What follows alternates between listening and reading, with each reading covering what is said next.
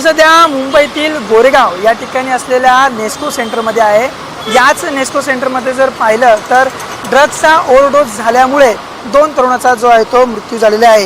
हे जे स्टुडंट आहे ते MBBAचे स्टुडंट असल्याची माहिती जी आहे ती समोर येत आहे। एकूणच पाहिलं तर 11 तारीख म्हणजे शनिवारी झालेल्या या कार्यक्रमात संबंधित विद्यार्थ्यांनी ड्रग्सचे सेवन केल्याचा संशय असून उपचारादरम्यान त्याचा मृत्यू झालेला आहे।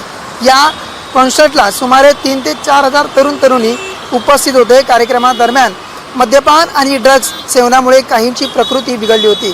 संबंधित विद्यार्थ्यांना बाळासाहेब ठाकरे म्हणजे ट्रॉमा केअर या रुग्णालयात तसेच लाईफलाईन रुग्णालय या ठिकाणी उपचारासाठी दाखल केले होते।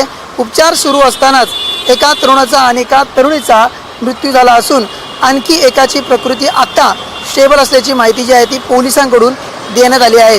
या प्रकरणात वनराई पोलीस ठाणे येथे गुन्हा देखील दाखल करण्यात आला असून नेस्कोचे इव्हेंट व एक्झिबिशन विभागातील अधिकाऱ्यांसह एकूण 6 जणांना या प्रकरणी आता अटक करण्यात आली आहे। मृत विद्यार्थ्यांचे रक्त नमुने तपासण्यासाठी पाठवण्यात देखील आले असून अहवालाची प्रतीक्षा सुरू आहे।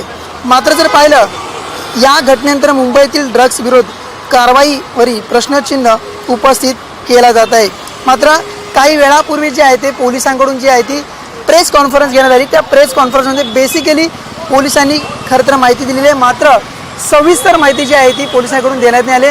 जेव्हा प्रसारमाध्यमांनी पोलिसांना काही प्रश्न केले असता पोलिसांनी थेट प्रेस कॉन्फरन्समध्ये उठलेले आहे, मात्र सविस्तर जी माहिती जी आहे ती पोलिसांकडून अद्याप जी आहे ती समोर आली नाही। मात्र हा ड्रग्सचं प्रकरण अजून जे आहे ते सुरू असलेलं पाहायला मिळते।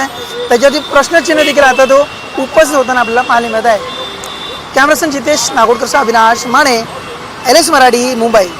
सदर प्रोग्राम हा नेस्को लिमिटेड आणि इन्स्पायरिंग टाय कंपनी यांनी आयोजित केलेला होता। सदर कार्यक्रमाच्या दरम्यान 3 मुलांना अस्वस्थ वाटत असल्यामुळे त्यांना हॉस्पिटलला ॲडमिट करण्यात आलेलं होतं। त्यापैकी 2 जे मुलं आहेत त्यांची डेथ झालेली आहे आणि एक जे आहे ते ॲडमिट आहेत। त्यांची तब्येत स्टेबल आहे।